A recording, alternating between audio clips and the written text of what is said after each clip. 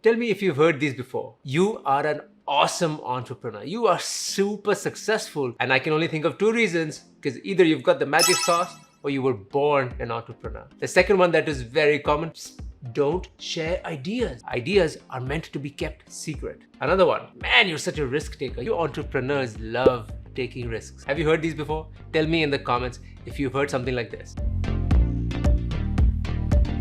Hi and welcome to the channel. My name is Dhiren Bhatia, and in this video, I'm going to take the 4 biggest myths of entrepreneurship that I've heard and I'm going to dispel them. I'm going to tell you why those are absolute garbage and why you shouldn't pay any attention to them. On this channel, I help technology consultants and coaches package their creativity into a system which they can then use to generate consistent income. Now, this is the kind of stuff that you like to watch. Make sure you hit the subscribe button and also check out the Elevated Entrepreneur podcast. Let's get started with the first biggest myth in entrepreneurship. And you know what that is? Don't share your ideas. Oh my God, you've heard this so many times. Don't share your ideas because someone's gonna steal them.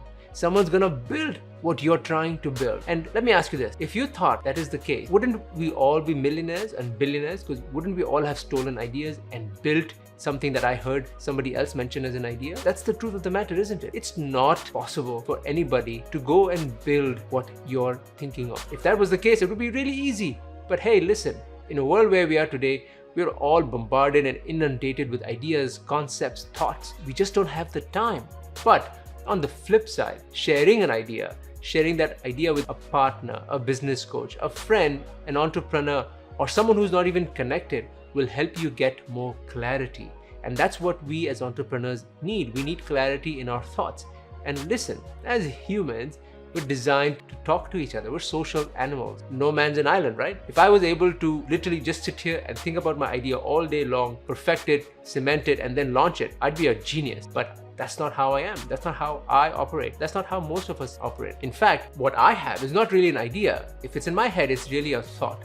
And what you may have in your head may be a thought too. It only becomes an idea worth pursuing when you talk it out with someone, when you actually get somebody else's perspective, because two thoughts from two different people when come together is what really makes an idea. So the next time you hear that, tell them it's absolutely garbage to not share ideas. In fact, I suggest we all learn how to share our ideas. And the last thing I want to say on this topic is that we need to come from a place of abundance and not scarcity.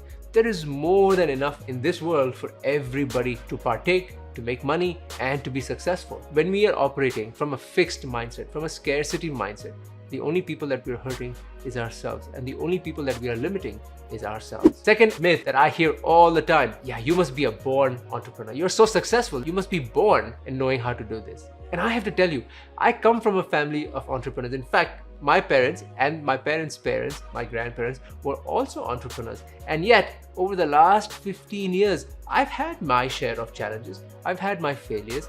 I continue to get better every day. And my point here with this myth is that entrepreneurship is not something that we are born with, but in fact, it's something that we learn over time.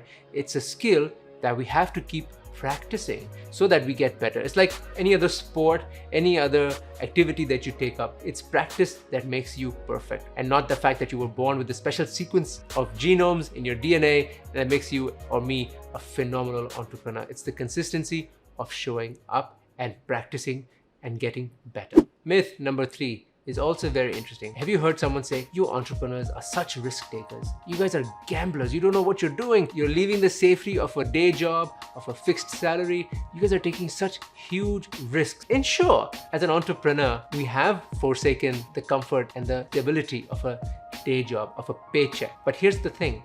As an entrepreneur, we have this idea, this passion, this fire to change the world. We see a problem and we also think that we have a solution, which is why we get into this. Apart from the idea of making millions and billions and working from anywhere, which is another myth, and we talk about this another time, entrepreneurship is not only about gambling.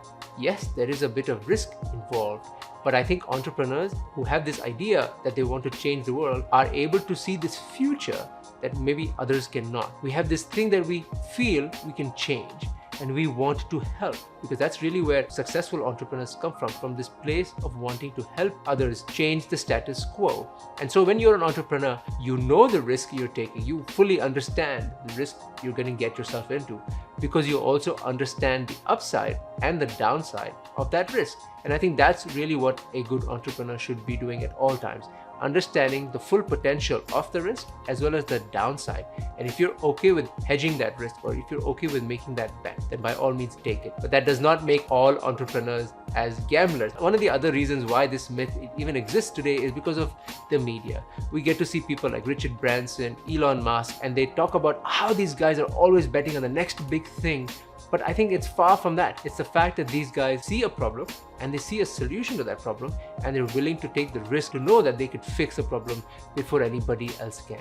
In fact, if you look at Elon Musk is a really good example of thinking abundantly. I know he very famously shared the plans for Hyperloop across the world and did not ask anybody to pay for it. And I think that's a classic example of coming from a place of abundance and understanding that everybody in this world can make things happen as long as we share ideas and we understand that each of us have something really great to bring to the conversation. And the best one, what's your secret? Or what's their secret? Now, whenever you see a successful entrepreneur, this is the first question that we all think of. Gee, that guy must be really good. He must have a secret. There must be some magic sauce that he or she can apply and be so successful at entrepreneurship. And you know what? Actually, it's not the case. It is because that person decided to wake up every single day and go to bat. That's the only thing that they know how to do. Show up and go to bat, as opposed to staying home and thinking of all these ideas and not executing. There are a dime a dozen ideas, but entrepreneurs